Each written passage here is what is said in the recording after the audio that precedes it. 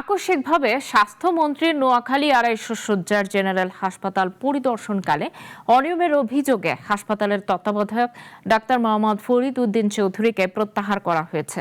মঙ্গলবার দুপুরে হাসপাতালটি সরেজমিনে পরিদর্শন করেন স্বাস্থ্যমন্ত্রী সরদার মোহাম্মদ সাখাওয়াত হোসেন।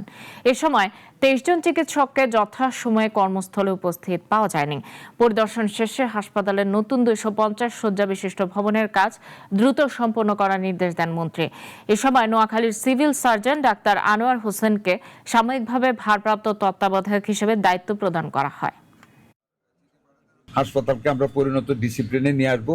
নতুন হাসপাতাল প্রেমিসেস হবে, রোগীদের মান উন্নত হবে, ব্যবস্থাপনা উন্নত হবে, চিকিৎসা মান ইনশাল্লাহ আমরা আমাদের বর্তমান প্রধানমন্ত্রী আপনারা জানেন জনাব তারেক রহমান, আমরা জনগণের ভোট দুয়ারে স্বাস্থ্যসেবা নিশ্চিত করতে চাই। সেই কারণে নোয়াখালীতে একটা মেডিকেল কলেজ হাসপাতালও হবে। এই নতুন ভবনও হচ্ছে, পুরাতন ভবন ভেঙে আরেকটা ভবন আমরা করে ইনশাল্লাহ রোগীর শয্যার সংখ্যা আরো বৃদ্ধি করব।